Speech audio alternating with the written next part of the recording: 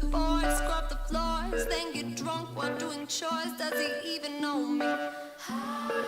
Ooh, I'm never sure when he'll be home. Get into trouble on my own, I don't get lonely. Ooh, he wants the suburbs, where school's out for summer. Yeah, we live by his mother. I keep my drugs in the cupboard, 'cause I'm only sweet when I'm high. I'm only sweet when I'm high. I'm only sweet when I'm high. I'm only sweet when I'm high. I'm only sweet when I'm high. I'm only sweet when I'm high. I'm only sweet when I'm high. I'm only sweet when I'm high. I'm only sweet when I'm high.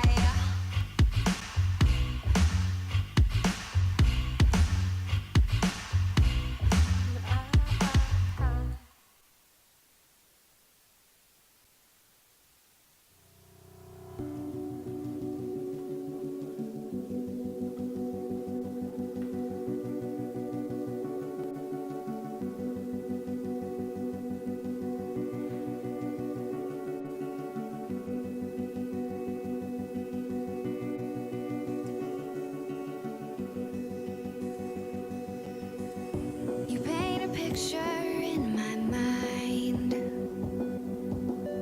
You wanna leave it all behind. In a world that's turning all the time, nothing could stop me longing for your eyes. I won't let it die. I can feel you when you're not around. When the night gets cold, I won't be alone. We won't be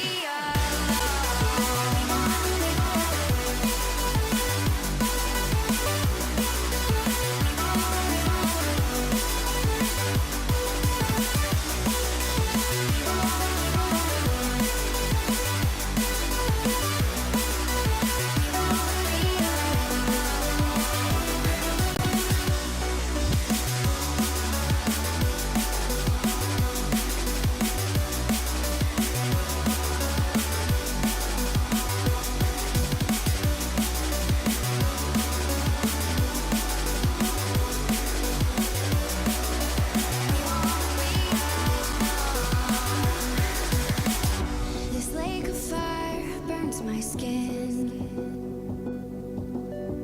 How could love wear so thin? I'm sinking in the hollow ground. Nothing can stop me wanting you somehow. I won't let it die. I can feel you when you're not around. When the night gets cold.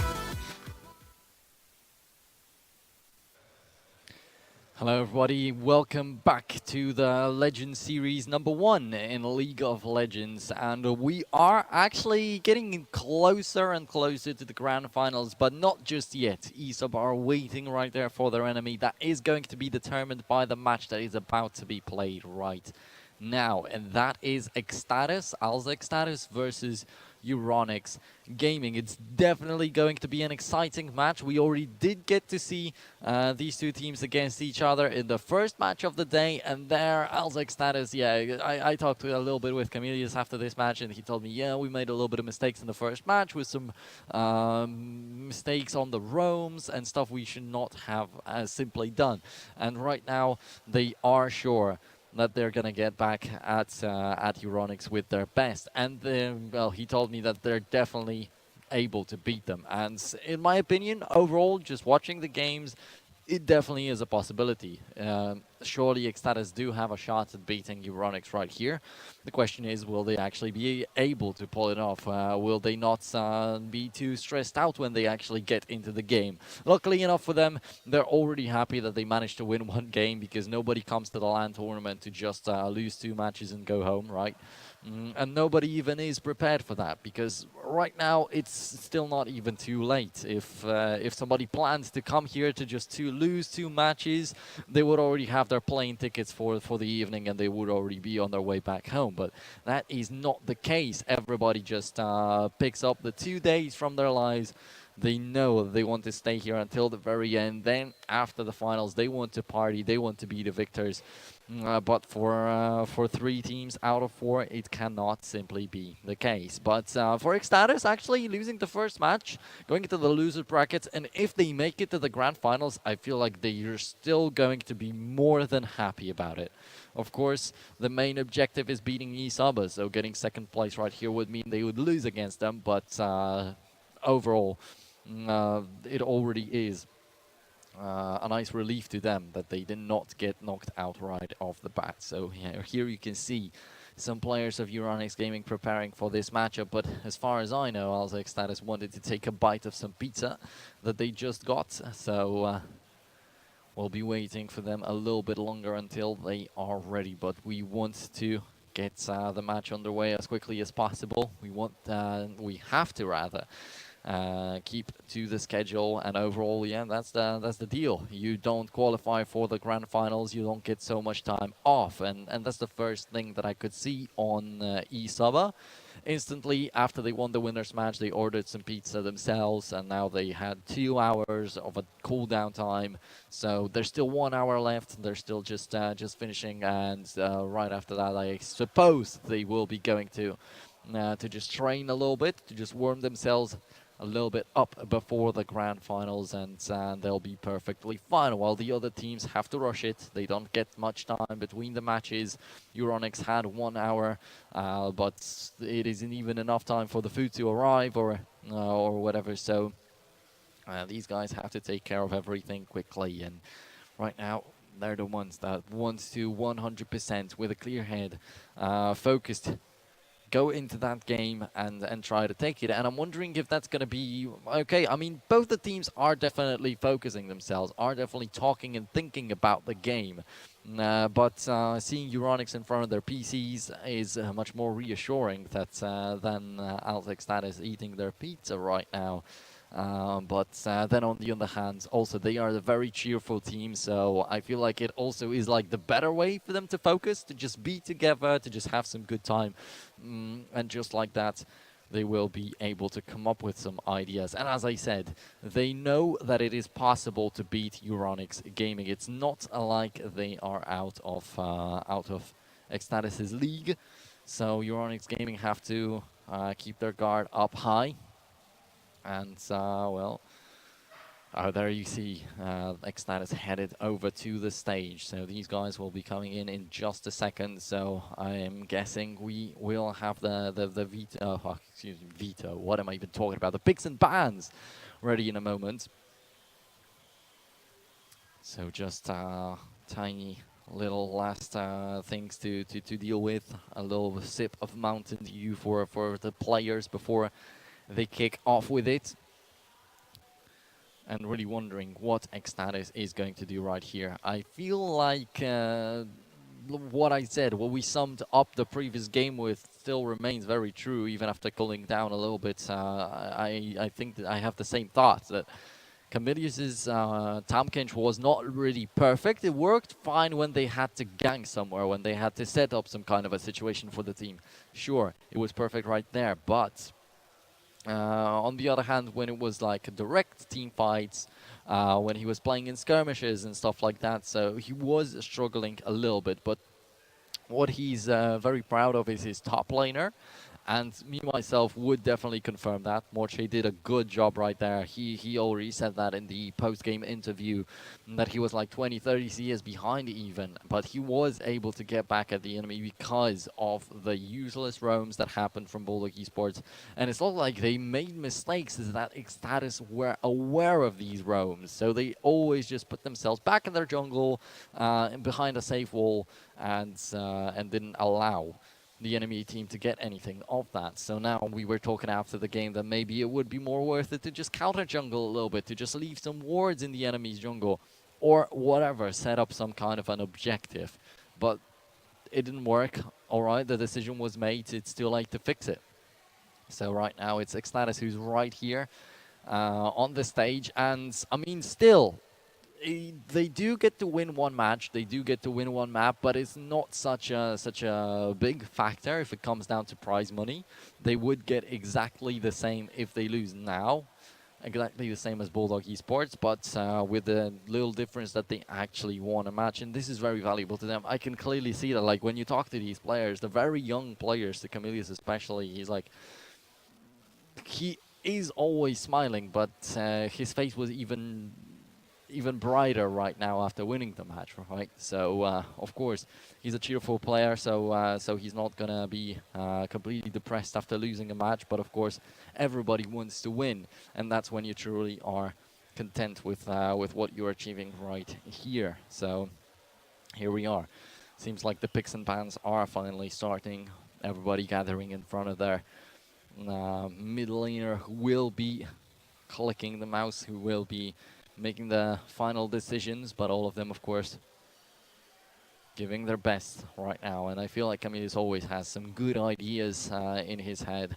He's quite good at analyzing the game and stuff like that. But the guy in the shirt, that's right behind the middle laner, that's the head of the team, I feel like, because and maybe not even in game, even if he's a good coach. I'm just talking about what I'm seeing right now on the servers. Like when they finish the game, when they want to walk around, they just spread around the whole area. He's like, you come over here, come over here. We group up, we talk about everything. You have to be prepared. You have to eat quickly. We don't want to make the organizers angry or whatever by being late. So he's quite strict, while at the same time I can clearly see that he's a good friend of theirs. So it's amazing. It's hard to make that mixture of to get that mixture of respect and also friendship between a coach or a manager of a team and the players. So he's achieved quite a nice thing already out there, and I very much respect that too. While on the other side, Euronics Gaming, these guys also aren't joking around. Yeah, that's the notepad or notebook or whatever you call it that I was talking about. Their coach writes everything down, has some good ideas, not only in his head but also on the paper. And I can remember a funny situation from from the group stage out there, because you can see the way that we're doing picks and bans right now. They're not like directly going into the game after the picks and bans, or not doing the picks and bans directly before the game. They're doing the picks and bans. There's a little bit of a downtime, and then they go in and lock everything in, and they just start. So that's what it looks like. And right here, you can see the coaches like really being able to chime in. Over the internet, it is a little bit different, right?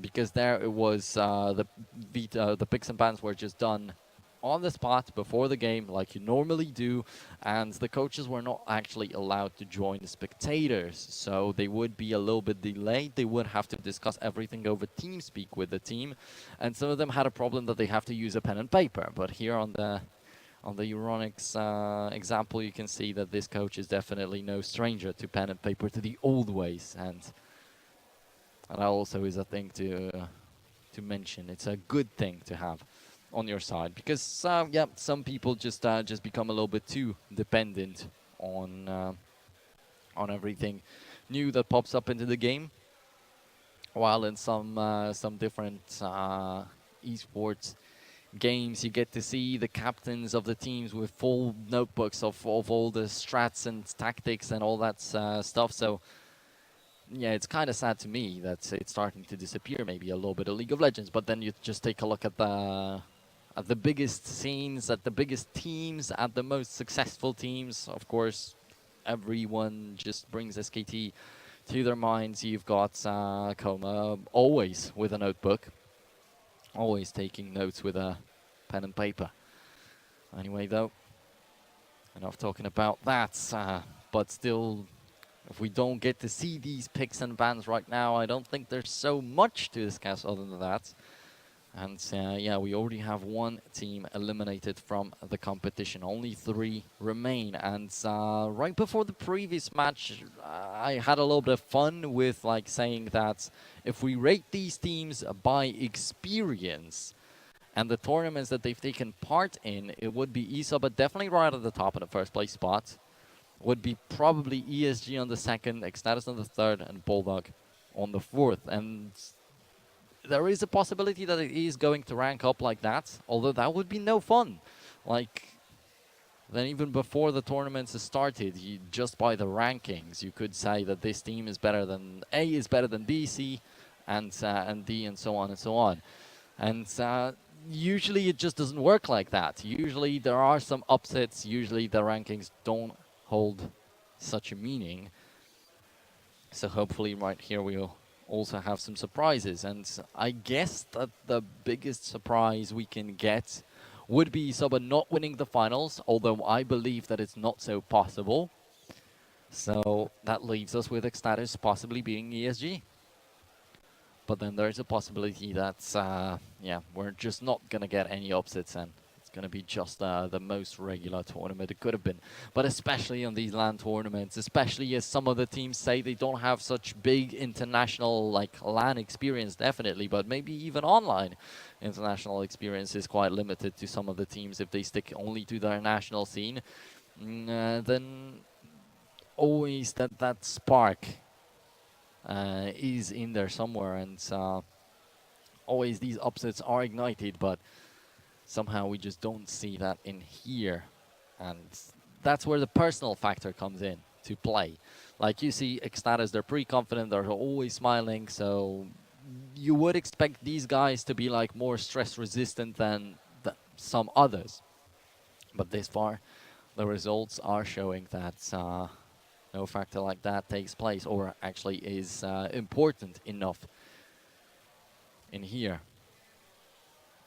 So I'm guessing that we should be getting close to the ending of the picks and bans already. And right after that, the final preparations from the teams. Yeah, eXtatus is already leaving their places to also discuss a little bit or just grab the last slice of pizza. And then to start with the game finally. Though they're apparently actually stopped by the gatekeeper. Well, of course, before we go into the game, we're still going to have a little bit of an introduction, or not even an introduction anymore, since we are familiar with the players of these teams, but some pre-game interviews. And I could see that some of the players were not really happy that they're not allowed to leave the stage. I'm guessing that they still are quite hungry, but that's what I mean. If you're not getting into the grand finals, if you're not really winning most of the matches right here, you're not going to get a huge break. You only have like 1 hour between a match, and you cannot like stack this up. And if you don't have a manager that's going to take care of it for you, then it's going to be real hard to grab a bite of anything or whatever. But then you still got some good hot dogs here on the spot that we do have prepared for all the visitors and all the players. So you can always have a little bit of a snack, but I'm not too sure if you can fill your belly with that. Though ELT Gaming's Legend Series and League of Legends definitely seemed like a good idea at first. The groups, we've stormed through them really quickly. Right here on the LAN finals, we quite quickly eliminate one team, unfortunately, with them losing every single match. And now it goes down to this one important matchup. ESG, if they're not able to crush eXtatus, in my opinion, it's going to be really hard to do anything against eSub for them. They have to get that confidence going. And for eXtatus, I feel like they might sate their hunger already by just getting to the finals. So I kind of have that feeling that the final might not be as intriguing as the other matches. Well, Wondering if that's going to be true, though. But first of all, let's listen to the pre-game interviews from both the teams. Thanks for that, Dominic. Yes, I'm here on stage. I don't know if you heard the interview beforehand, but, eXtatus was saying that they're pretty confident and they feel they can beat you because eSoba beat you. What do you think about that? Well, I think everyone can have dreams, but, we did our draft, and from what I see, we have a better draft, we have clear win conditions, and I think we'll play according to plan, and this game will be a 27-minute game again. Well, those are strong words. I mean, Shiage last game on Kassadin was doing great. Are you nervous at all? Kassadin is banned, and even if he wasn't banned, Kassadin is a pick that doesn't have a lot of pressure. You can play around it. If you're a good player, you can even pressure the loading lane. But if he gets out of hand, then the game becomes really hard. So, yeah, Kassadin is really manageable. So you banned him and you'll manage him. So what do you think? Do you think it's going to be so easy for them? Well, I don't think so, because we saw from the match versus Asuba that they can bleed too, and they are not perfect. So I think it's definitely doable from our side to take the game, but it's going to be a hard-fought one, and I'm looking forward to it. Are you looking forward to your matchup up top? Yeah, definitely. I'm playing one of my favorite champions, so I hope I can do well, and split push my way to victory. Excellent. Well, that's good to hear, guys. We'll be keeping an eye on you too, and best of luck. Thank you very much to both teams. And I'll pass it back to Dominic. All right, so ESG getting themselves going, getting themselves fired up a little bit in these pre-game matches, but I guess it was incited by eXtatus' strong words that they would beat ESG if eSoba were able to do it, but well then, yeah, I already made the mistake of comparing eXtatus to eSoba a little bit before this tournament started. Then I saw that it might be a little bit of a different league, but apparently eXtatus are just giving their best. They already eliminated one team. So 1 down, 2 to go, I guess. If they think that they're capable of doing the same as eSoba, then maybe they will also think that they can beat eSoba in the grand finals. Although that's, I think a lot of people would just deny and would say that it's a little bit laughable, maybe. But after all, I don't exactly know what the Czech and Slovakian fans think about that local scene of theirs. If eSoba is really so dominant, or if eXtatus actually has some more fans and they're willing, or they're wishing rather, that eXtatus finally beats eSoba or something like that.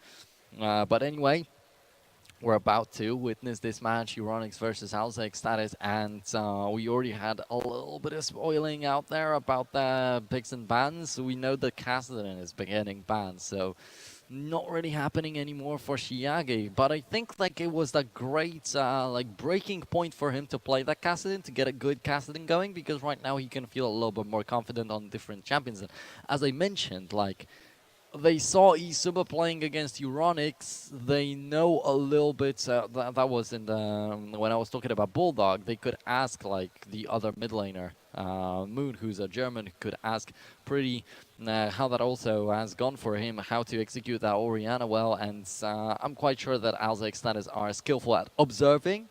So if they went for an Orianna, they're going to be able to pull it off quite nicely. It is not a Kassadin, we already know, but that also shows that Euronics were, after all, a little bit afraid of it.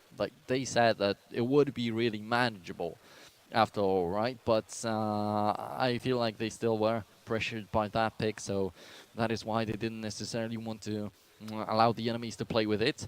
Now, wondering if the Twitch is still a ban for both the teams, because we saw him in the previous match. He had nearly no impact. And that could just assure maybe Euronics that it's not worth banning, and maybe there is some kind of an idea from Karzi and Camilius to use it. This far though, Tamkench, as I mentioned, I was not as impressed by this Tamkench by Camilius in terms of his personal performance, but in terms of a team performance, how he meshed with his teammates, it was quite fine, for sure. And then on his Braum, well, that was the match that they lost, but overall, I'm still looking forward to them just dominating the lane because I'm quite sure that they're capable of doing that. For now, we're getting into the picks and bans right here, and Lee Sin right off the bat is going to be ruled out of the game. And next up is the Twitch ban. So, alright, we're not going to get to see that, apparently. And it is eXtatus actually getting rid of it. So, Euronics will most likely at some point be banning that Cassidy. But Lucian still, interestingly enough, a lot of the times, if not every single time against eXtatus, that Lucian has been banned. So, is after all Hiage such a strong Lucian player possibly, or do you want to keep it away from the bottom lane? I don't think so necessarily. I'm wondering what the second rotation of the bans is going to be, because most of the time from the red side, these bans were AD carry bans. Varus, Ashe. Very oftentimes the last two bans would be these two champions. So with Lucian banned out already, with Twitch banned out already, that leaves us with an obvious pick of Caitlyn. And then what next? What would be the other AD carry? Is it Tristana coming back again? Or is it something completely different? Because we still remember that Tristana was not a problem. So maybe eXtatus will want that to pop up again. Anyway, though, the first rotation of bans is over. And, oh man, there isn't even a Caitlyn able to pick.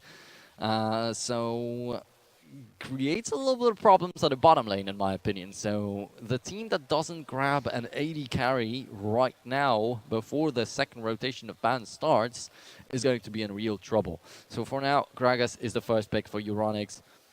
Don't think it's a bad idea. Don't also think that it was like so completely necessary. Because as I said, like Donart is very skillful on many other junglers, but we could see that on this Kha'Zix sometimes he can lack. All right, so maybe that's where they want to go. Maybe that's what Euronics want to force him to play. And there we go. It's Xayah for eXtatus, while on the other side Tristana is going to be locked in for Euronics, and eXtatus are going to go for the Xayah alongside with the Braum. So, like as I said, some of the players from the pro teams saying that maybe Rakan is going to be a little bit more valuable, but we're seeing a ton of Xayah actually in our tournament, and it stays the same. People not going for Rakan. There was one Rakan ban. Not sure if it was backed up by anything or just a hunch. But yeah, Xayah is indeed picked, and Rakan is just left behind. And Fiora is going to be picked up. Many of the times, Cannon was left open. But eXtatus actually are going to, for the first time, grab an unbanned Fiora. Right now, the second rotation of bans, and indeed, as I mentioned, like both the teams have to get their hands on an AD carry. Otherwise, it's going to be extremely hard to find a good and still open marksman. And Cannon, after all, is going to be a ban from eXtatus. So, a good idea. Fiora and Cannon are sometimes paired in these bans, because the players don't want to see either of them. But now that eXtatus got that opportunity to pick up a Fiora, because they already got their like priority picks, they got the Xayah with Braum, so they secured the bottom lane. There was the big danger after the first bans, and then they had the leisure to go for Fiora. And Elise is going to be the last ban for Euronics. Cassiopeia also taken out by eXtatus. So that's hurt the middle lane a tiny bit, although, yeah, that's just that single champion that gets taken away. And eXtatus didn't even show their cards in the middle lane yet. And the jungle, that's a question. Euronics really heavily want eXtatus to go for a little bit better of a champion. And I'm not sure why, but I probably made a mistake with the sides, because I said that they wanted to take the Gragas away from Donards, while it is Donards who actually will have that Gragas. But as I mentioned, right, he can control the team fights very well with it, but I'm not too sure if it's like the best pick of his or something. He can do just as well with the Lee Sin, who was not banned this time. Okay, never mind. They banned it themselves, and which is quite weird. Because I don't think Euronics were banning that Lee Sin too often in the group stage. And after seeing Donut's performance, I would actually say that eXtatus have to take care of that Lee Sin, and not the other way around. Well, that, after all, that's what it looks like. So, yeah, it gets a tiny bit confusing for me, because, as I mentioned, like, Lee Sin should be targeted at Euronics. Euronics should not necessarily be able to pick up that Gragas after all, maybe.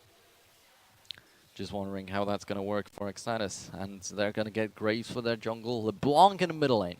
And that's something I'm definitely looking forward to. There's a Jace in the top lane for Euronics that's going to face off against Fiora. So we do get to see something completely fresh. Matchup that's never really been there on this LAN tournament yet. Both the champions are new. We get to see a Xayah that's also new. We get to see a LeBlanc right there. Once again, Tristana that's still quite fresh in my opinion.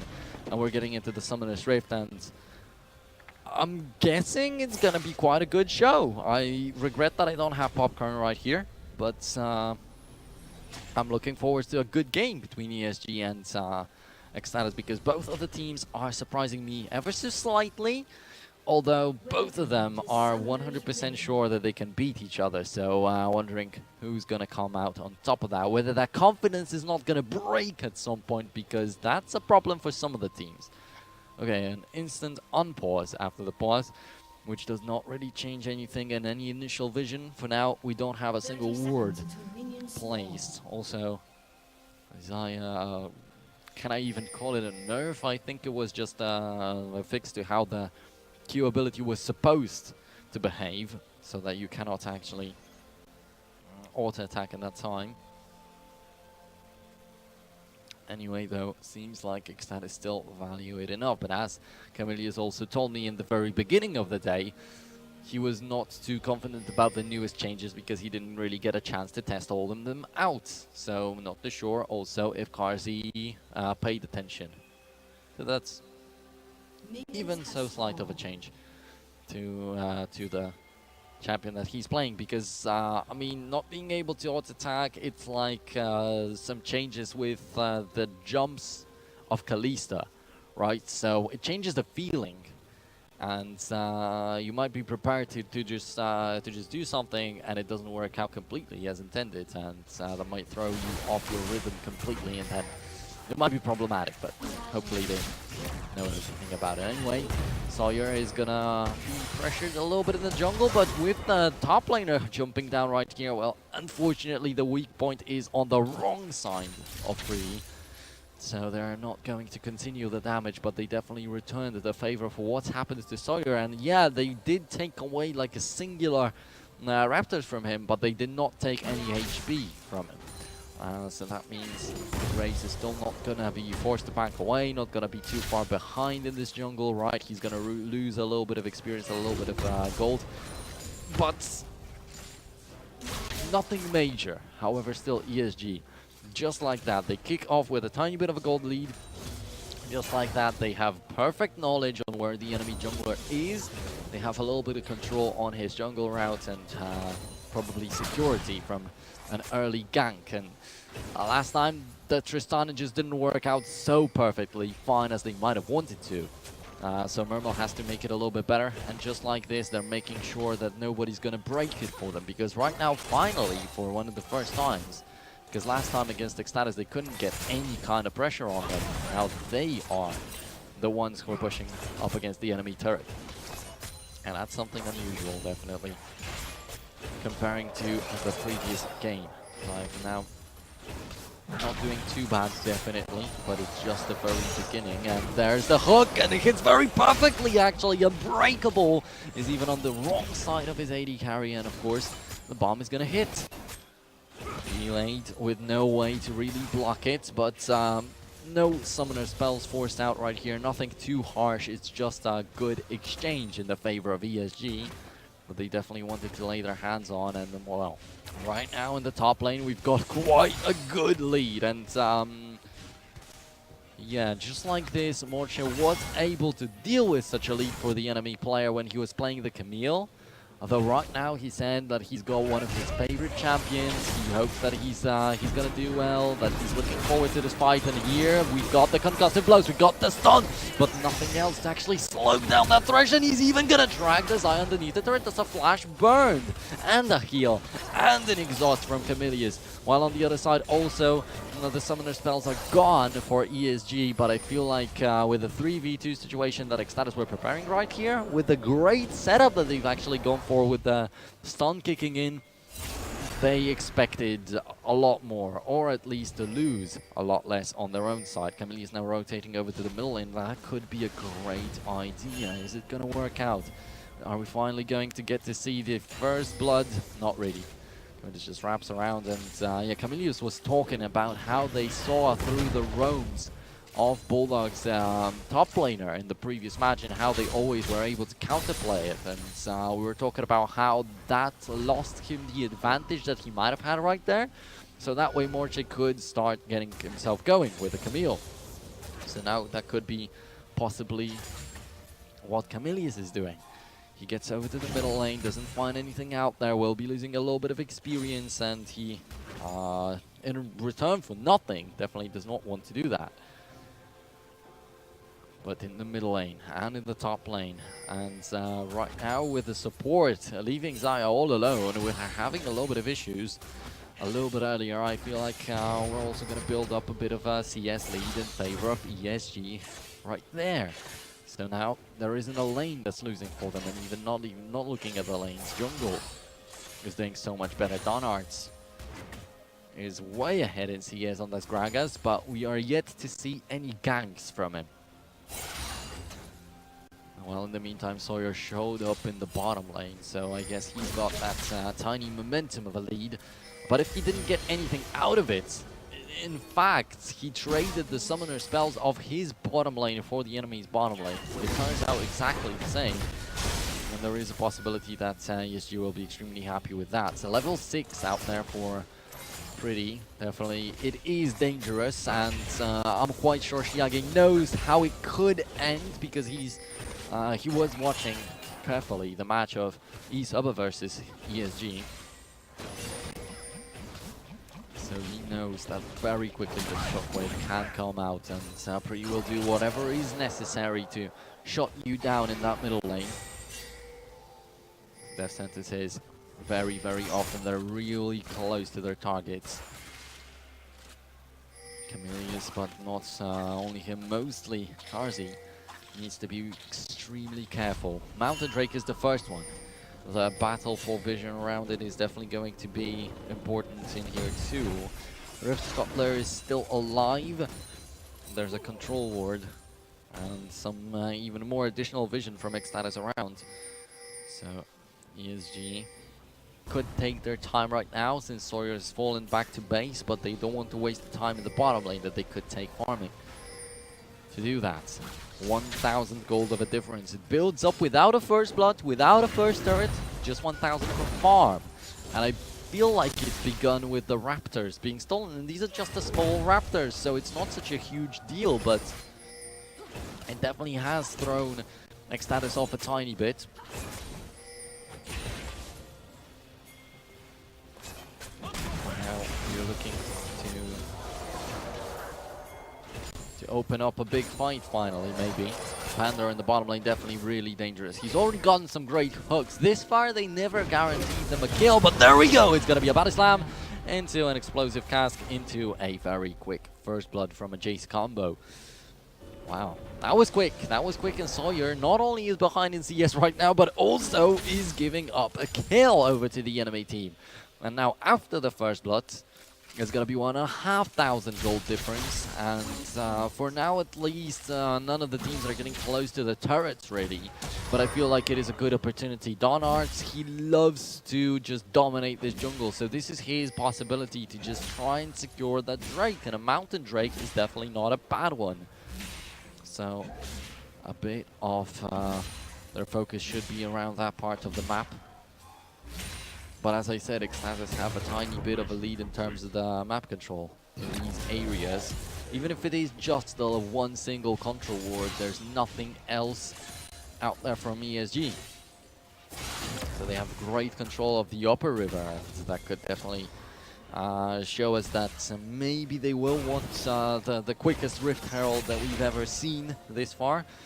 And sure. If it looks like that, if they're able to get the first blood for themselves, if they're able to outfarm the enemies, there's no need to pressure it anymore. There's no need to really take care of the turret so much. If they're able to completely out-vision, so to speak, the enemy, if they're able to completely blind them with the Fog of War, there's a huge possibility that Donards will want to take that Rift Herald unnoticed. And then with that, we already saw that in the match against Isuba. Well, alright, ESG are not able to win, but these guys have put down the pressure.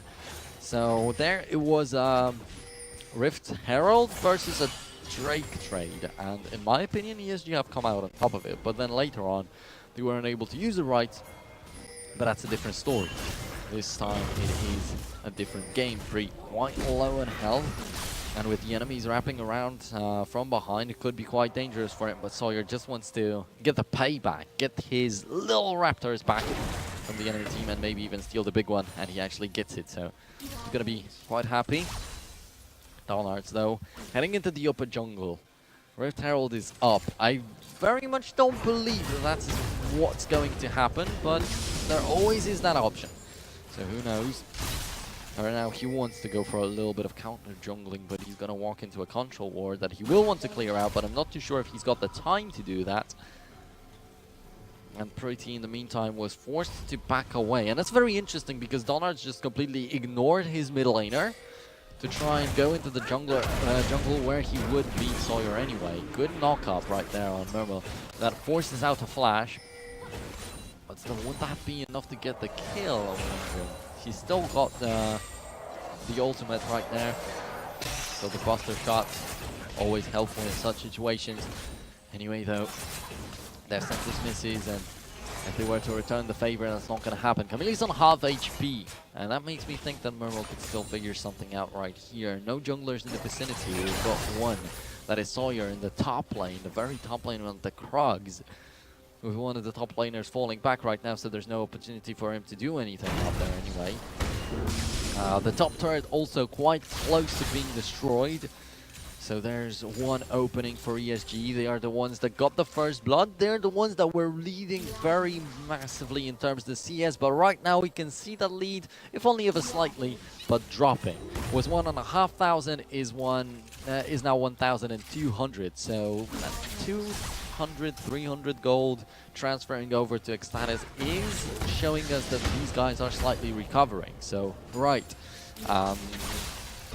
As Morchi actually said in the interview, he was aware of himself being outfarmed by 20 or 30 CS, but he didn't care about it because he knew that he would outscale. And I mean, everybody knows how powerful Fiora can be later on in the game. Panda right here, he does not have an unbreakable, and the concussive blows actually hit, but then the frostbite doesn't, and then Younger Pack also isn't able to continue it up. Sawyer just tossing in his ultimate, and all that to finish off Banner, who was already dead. And I feel like eXtatus could have followed it up, but instead they do take one kill, and that's a good payback.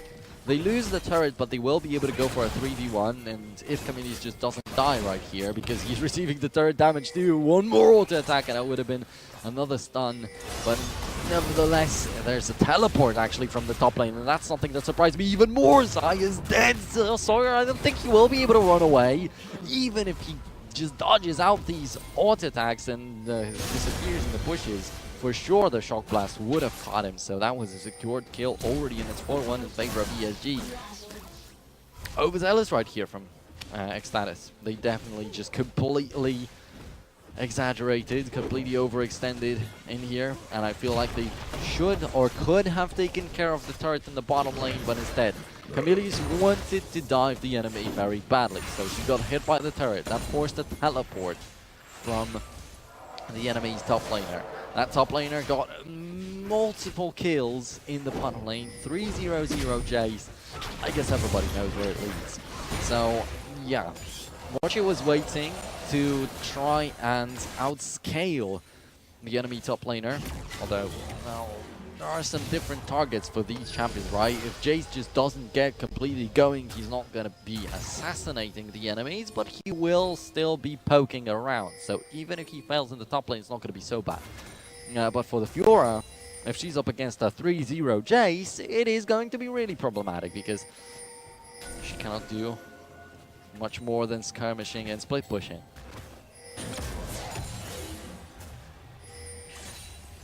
So he'll try to catch up with the farm as much as possible, apparently. Though, for now, it seems like ESG clearly has the upper hand, although it does not look like eXtatus don't have a chance of turning it around, but not hitting the ultimate of Mermal right here is pretty bad. Donhart's coming in from behind could be really dangerous, although the enemy bot lane is falling back, but I guess that not for long, since showing up right here is Xianghe on that LeBlanc of his, and he would also love to get that LeBlanc going. I mean, you've got an assassin as heavy as LeBlanc, you rely on the damage so much, and if you're not able to get more money for yourself with the kills, it isn't going to give you much. And did I just get tricked by the clone? Anyway though, there is Shockwave and the second death already. On the mid laner of eXtatus, ESG are just making it look very simple. They're playing very kind of basic League of Legends right here. They're just using the mistakes of the enemy team. They're just being fully aware of what's happening on the map. There's nothing special. It's just a teleport bottom lane when you know that the enemy team is diving stupidly on your AD carry that is quite mobile and still has his summoner spells. So of course, you would make that decision at any given point. Donhart's also with some good movements all around his jungle. Sawyer isn't really able to take anything away from him. Explosive Cask was also amazing that they used to guarantee themselves the first blood on Sawyer himself indeed. Now, both him and the mid laner are 2 deaths. The gold lead is just getting bigger and bigger, and see, ESG don't have to do anything complicated. They didn't really do any big dives like eXtatus tried. They just outfarmed the enemy team, they just dealt the damage to the turrets. Now they have a 2-0 situation, and now a very easy dodge also from the top laner right there. And okay, it might look easy, but it is a flash burn. But I don't think that an opportunity like this is going to show up anytime soon anymore for eXtatus.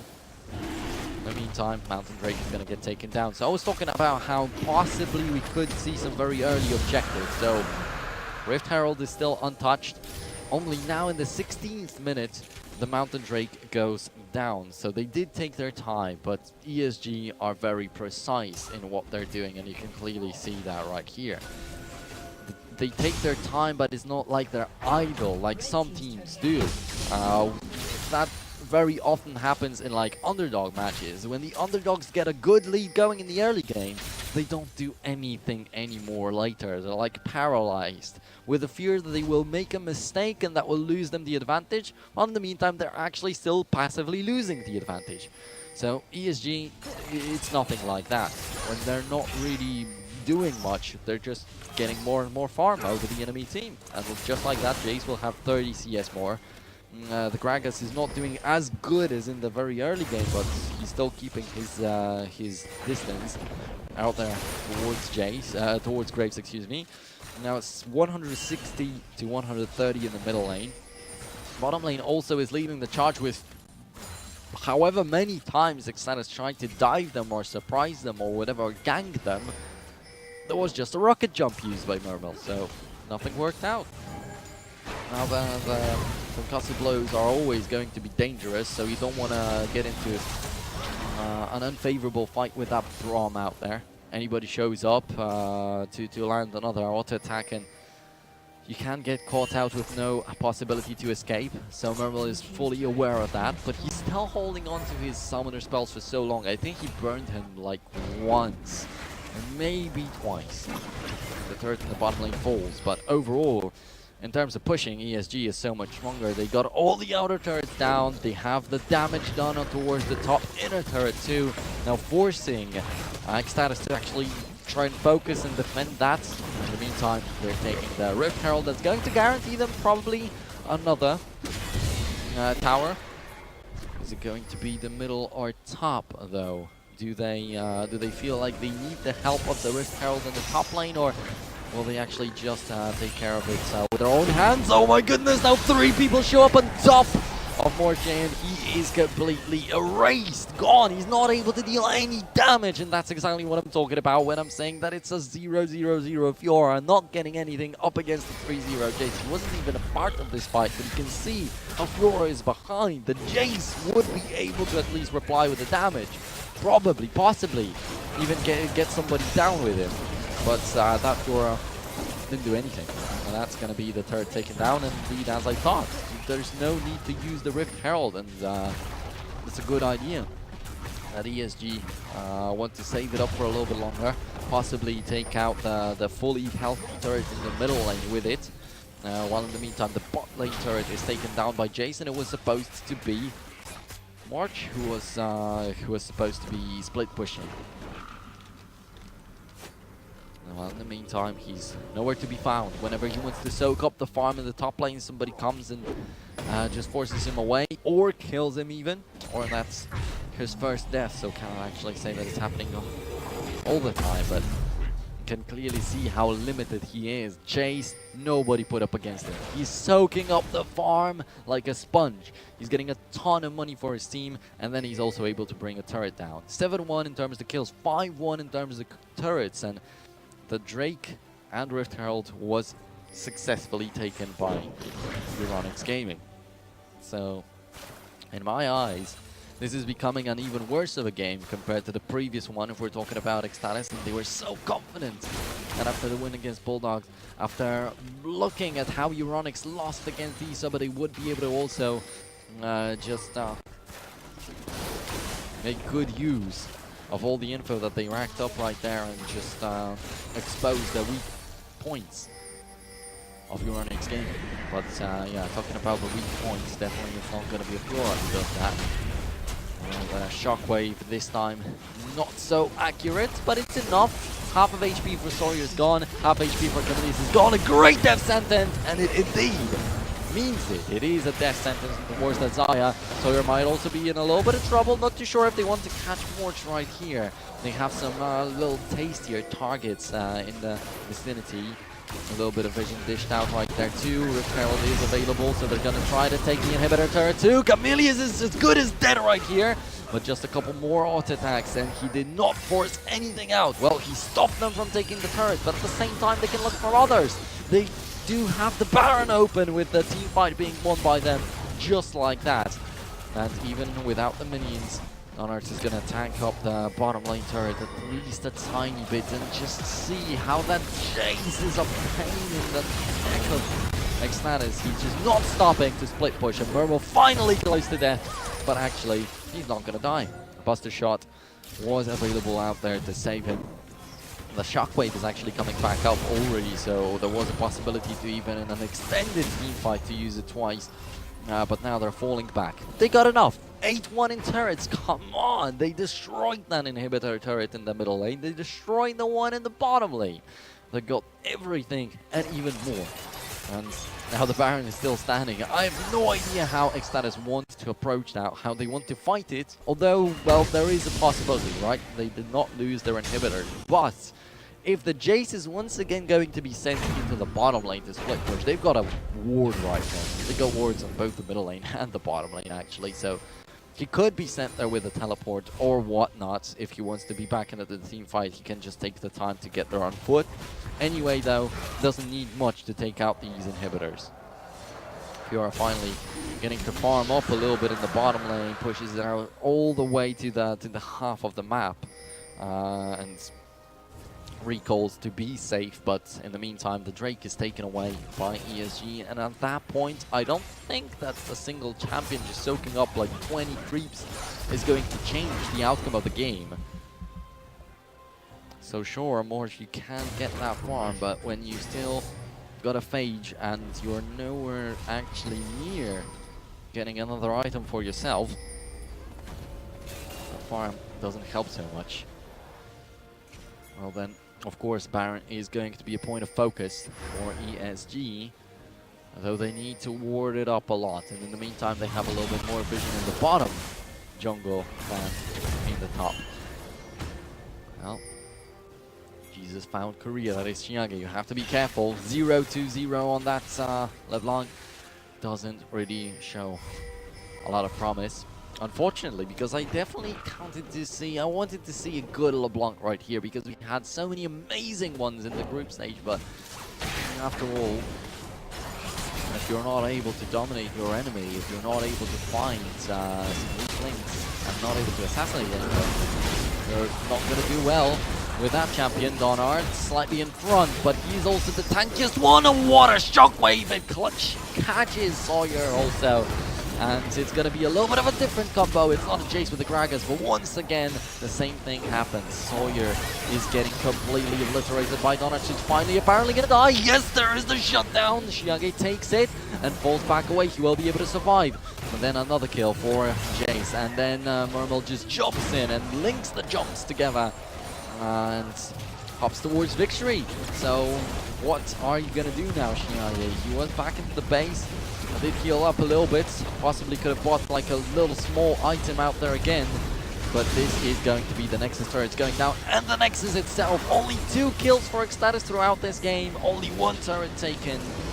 Very unfortunate, but this game was not much better, if any better, than the previous one, but still congratulations to both the teams. Huge congratulations to ESG for qualifying into the grand finals, and hopefully these guys have some good idea of how to beat eSuba, because I have to admit it's a big challenge. It's hard for me to come up with any kind of ideas from the spectator's point of view, even though the previous game was quite even, right? But it was only even because it was eSuba who made the mistakes. It's not like Euronics could have done anything, make it flawless in the grand finals, but hopefully Euronics will also have something special prepared. But well, eSuba got rid of that Gragas, and once again you could see how important the Gragas is to the dominance of the German team. Once again, it secures the first blood combined with the Jace in the top lane, so that's quite important and impressive. The explosive casks from Donards are indeed very, very good. I've not seen him like completely miss one, and it very often happens even to the top class junglers out there in the LCS, so definitely an admirable performance. And yeah, once again, top lane quite good. Out farming completely. Middle lane out farming completely. Bottom lane doing quite okay in farm. Hell, even the jungler in the very beginning was out farming out there if we take a good look at it. So unfortunately, as eXtatus were proven by Euronics, just exactly how Euronics said on stage in the pre-game interview, that you can have your dreams, but you're not going to beat us. So yeah, I liked how he put it, and I guess that's going to stay in the dream world for eXtatus for now, to face off against eSuba in the grand finals of the Legend series in ELC's Big Betty's Garage. But maybe next time. Overall, eSuba are quite familiar with ELC gaming, I feel like, because they took part in the Counter-Strike Legend Series #1. Right now, they're playing in the League of Legends Series #1 too, and overall, these guys are giving it a shot and doing quite fine. Qualifying to the finals after all, to the grand final of the finals even. And now facing off against Euronics, who they were already able to beat once, quite convincingly. And as I said, they were the ones to make the mistakes, so they can make it even better. They could make it maybe not as one-sided as the match against Bulldog, but definitely more one-sided than it has been previously. So I'm looking forward to seeing that matchup, especially that we do get to see some new stuff surfacing finally because of the matches, the bans, excuse me, like adapting more to the teams match by match, like everybody reading each other's games. And yeah, eSuba is a very popular team. Euronics Gaming definitely is not completely unknown. However, it is the second lineup which might have surprised some of the teams taking part in the tournament. Anyway, though, the research is just being corrected over and over again. And yeah, a good game for sure. But this one for Euronics too. So Euronics 2-0 against eXtatus. Was it a best of 3? I guess the outcome probably would have been similar. Or maybe that tiny little break is what's taken away the momentum from eXtatus. Or maybe after all, not finishing their pizza was what made them lose. Anyway, though, I think we'll be switching to the post-game interview in a second. So let's see what Nikita, with one player from Euronics Gaming, has to say. Like 10 items to kill him. So. So I'm here with the Euronics top laner who's just finished a pretty great game on Jace. How are you feeling after that win? Yeah, we're feeling confident and also confident to win the final now. How was the matchup against Fiora? It's quite a fun game matchup, I find, to play on both sides. Do you enjoy it? Yeah, these are like the matchups I play top lane for. It's not like the Gragas versus Nautilus or something like that. It's more like the Fiora versus Jace matchups. It was really fun. I got ahead early because we trapped Graves and I got a red buff, and then I just like snowballed the lead. And yeah, we really like closed it out clean. So Fiora didn't really get an opportunity to fight me 1 versus 1 and like get an advantage therefore. So we just shut down their win condition. No, absolutely, and like you did even give an opportunity to scale and come back into the game late game. So let's go back to your game before against Isuba, because obviously you're facing them in the final. It's a best of 3 now, which changes the format because you get a bit of a read. What are you taking away from the game before? I kind of feel like we got a feeling now for the players. We didn't really play versus them before, especially like in team play. So I think we are going to be a lot more confident now to face them, and I think we have a good chance of winning as well. Okay, that's good to know. How do you feel? Do you feel more confident in best of 1s or best of 3s? I always prefer best of 3s because best of 1, everything can happen. You can cheese, like one bad thing happens and it can snowball. So like a best of 3 still not says a lot, but definitely more than a best of 1. So yeah. So do you, now that's the second time you guys have gotten Tristana. Do you think the other teams are underestimating it? I don't think that Tristana is really the reason why we won the games. Like it's just a pick that Murmel plays really well. It's like a comfort pick. Like you can kind of compare him to Reckless. He plays it too. Like he's the only other guy who plays it. So yeah, it's a pick that if you fall behind early, you can like lose the game really fast because she's really good at taking down turrets. And she's also really good late game, but she kind of lacks damage in mid game. She needs a lot of items to do stuff. So yeah, it's kind of risky to pick her up in a way, but it works for us and it works for Murmel. So yeah, that's why we play it. I mean, you know, it seemed like it's working, especially with the rest of you guys are working well. So, I mean, you lost to Soba, but even in that match, you seem to perform quite well. What's the communication like? How do you guys deal with stuff in game? You know, when you start to get behind, how do you make sure that it doesn't get too down and you don't tilt? I think the main reason why we don't tilt is our jungler. He always tries to cheer us up and stays positive. So yeah, I think that's basically the main reason. We are all like, we 4 guys kind of tend to tilt sometimes, and he's the guy who kind of like still says, "Let's focus, guys. We can still win." And yeah, so yeah. Well, that's great to go. Are you feeling good for the next match? What do you think the score will be? I think we will win 2-0. Well, that's very confident. Okay. Well, it was a great game, and I look forward to the next few. Thanks a lot for coming here then. All right. Good luck. All right. Well, we heard it from them. It will be a 2-0. Big words. But hopefully we'll get an exciting matchup, especially as the best of 3. But we're going to a 5-minute break, and I'll see you later. Thanks, then.